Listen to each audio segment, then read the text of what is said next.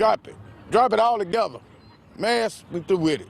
We fully vaccinated, over. The CDC's latest guidance brings an end to more than a year of mandatory masking in most of the country. And while many are thrilled, some say they are hesitant to go completely without a face covering. I don't think I would be 100% comfortable, per se, because as my friend said, there's no guarantee about what the other person has done.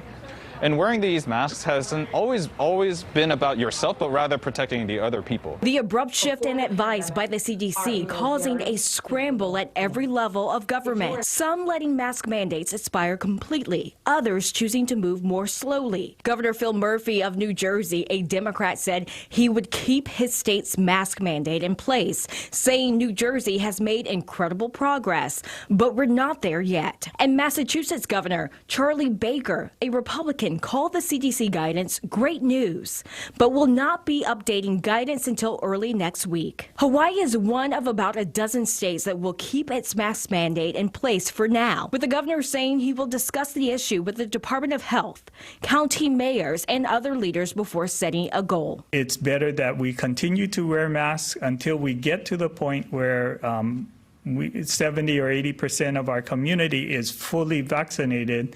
Especially we want to get more of our children to be vaccinated. Also having to make decisions, schools, businesses, and theme parks. In Las Vegas, the Clark County School District is continuing to make masks mandatory for students and staff, but teachers and parents are split on the issue. If CDC comes out and says that we don't need them anymore, I'm kind of disappointed that I'm going to still, as a vaccinated adult and a fully vaccinated adult, I'm going to have to still wear them. I know some parents won't let their kids get the vaccine, so I feel like the benefit of having a mask still will allow them to make sure that if the virus is in the schools, that they'll still be safe. I agree 100% for the kids still wearing the mask because it's going to protect my child. Store and restaurant owners must follow guidelines set by their local governments, and some say that can put them and their employees in a tricky situation. And what makes it hard also is, it is a very emotional topic for a lot of people. People feel very strongly about that.